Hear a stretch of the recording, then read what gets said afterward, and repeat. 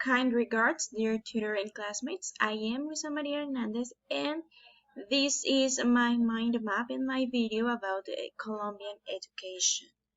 I'm going to be explaining my mind map this way because when I'm trying to play the presentation, the images, the pics are not available, and the mind map loses a lot of sense. So I think I'm better explain it like this.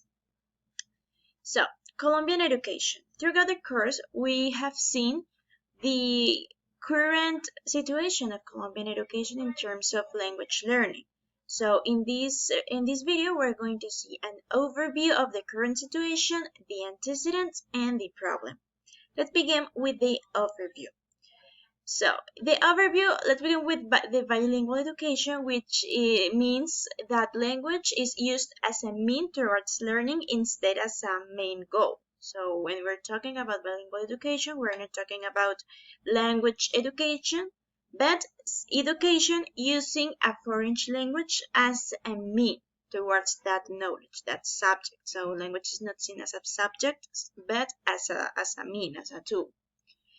This bilingual education in Colombia is mostly directed in English-Spanish formats and is led by the private sector. The problem with it being only from English to Spanish formats it has a lot to do with the concept of bilingualism here in Colombia. Colombia is by nature a multicultural and multilingual country. And when we're talking about bilingual education, we're only taking into account the English and Spanish format. We're not talking about the Spanish Sicuani, Spanish Curipaco, Spanish any other Native American language. Because when we're talking about education using those languages, we're talking about ethnic education instead of bilingual, because they are not considered to be a language currently here. And in terms of language policies, we are still under the National Bilingual Program of Bilingualism, which is led by the British Council here in Colombia. The changes or the measurements that this program does is the use of standardized tests, such as the SEPTA, the TOEFL, the TOEIC, the IELTS, several tests that you can take here in Colombia in order to get certified. These standard tests. The adoption of the Common European Framework. So for future teachers who want to graduate, they have to be at least at a C1 level. And students, in order to graduate, they have to be in a B1 level. And in terms of students, teachers have to get certified by those standard tests. But in terms of students, they have to get certified through the ICFES, which is focused on English, in order for them to get certified at B1 level. As we can see, the situation here in Colombia is not necessarily the best, but we're going to get into the problem later on. So let's see the antecedents of the language policies here in Colombia, language education policies here in Colombia. So in terms of measurements detected, like projects by the law, we have the English syllabus, because if we see the antecedents, we can take us from the colony, the independence, World War II. So in terms of measurements taken by the law, we have the first one we have is the English syllabus. This measurement established the basic competencies of language education here in Colombia, because before we didn't have those. And the problem with this measurement is from the moment it dropped out, most of teachers didn't even fulfill these competencies. So if teachers couldn't afford giving away these syllables, and they just kept working with whatever they felt most comfortable with. Now we have the coffee project that dropped after the English syllabus, that was focused on teachers. So this time they are preparing teachers to be researchers. What was the problem with this measurement? Well, this measurement adopted these courses and agendas from foreign countries in terms of research. And these discourses happen to be too idealistic for the context of Colombia in that time. So they couldn't be applied properly. So this project at the end failed. What about the general law of education that dropped in around the 90s along with the constitution? The general law of education dropped, and that established the difference between private and public sector. So this gave autonomy to some institutions to give the language education the way they consider best. Of course, along with the law, but they gave this autonomy to these institutions. And at the end, around 2002, the national program of bilingualism dropped, which is we're having it here in antecedents because even though we're still under the law, that law caducated in 2019. So in nature, in paper, it's already antecedental because we're in 2020. So all these projects have happened to fail here in Colombia. As we can see, it's not necessarily to to do a deep investigation of the current situation of language education here in Colombia because it is something that you can see easily. That language education here in Colombia in terms of English, it's not necessarily the best. Most citizens here in Colombia are considered to be A1 to below in terms of English level to this day. So what is exactly the problem? Why all those projects have failed? Well, let's examine this problem in three different stages. The first one is the stratification of language. So language education, due to the general law of education, has become a privilege only to those who can afford it. Because private sector, of course, and absolutely have more resources to invest in language education. So it is to expect that language education is of higher quality because bilingual education that it's, as I said before, led by the private sector, it has happened to get better results in terms of language proficiency. But it's normally provided by private institutions.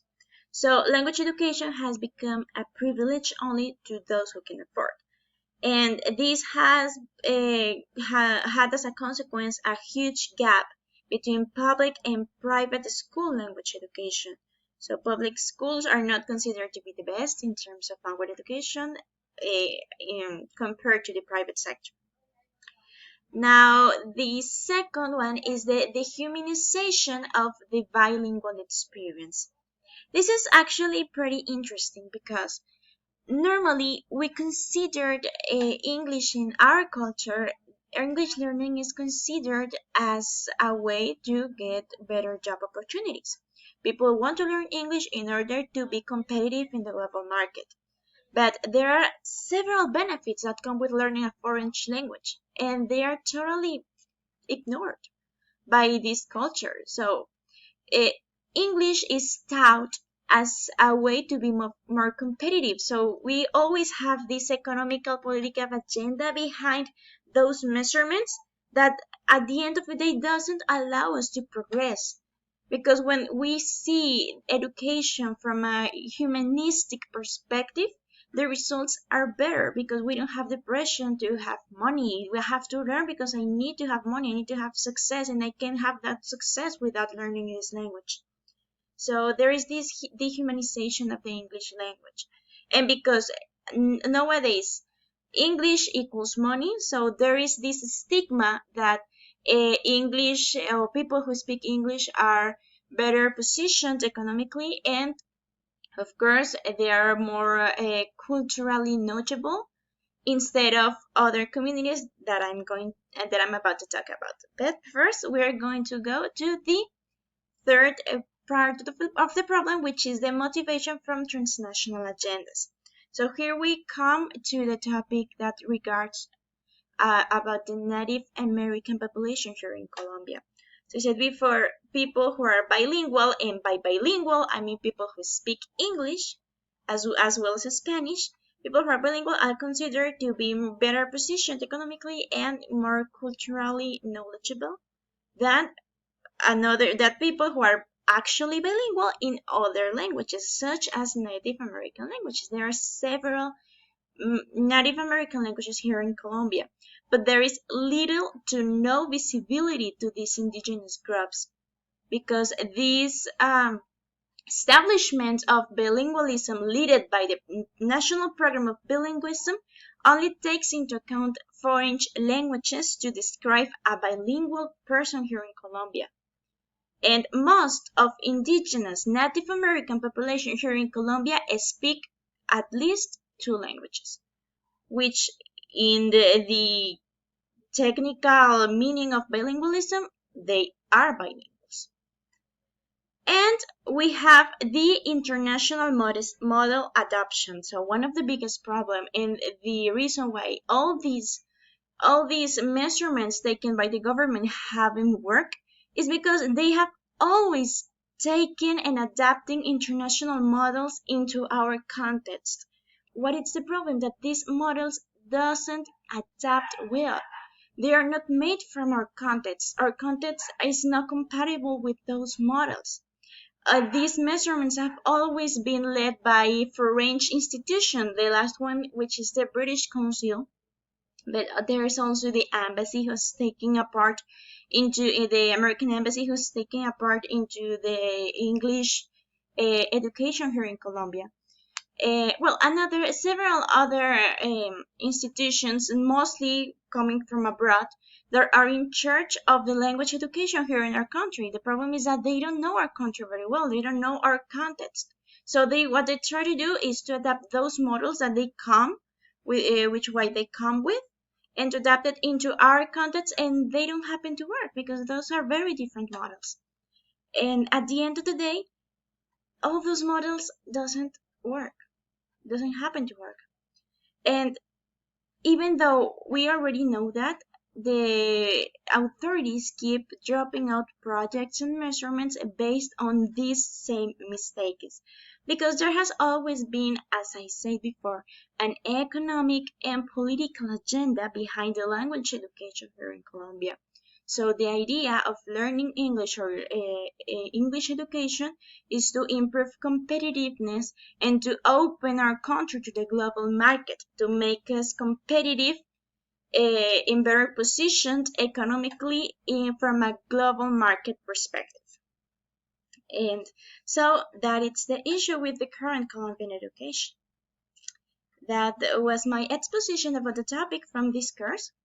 Thank you very much.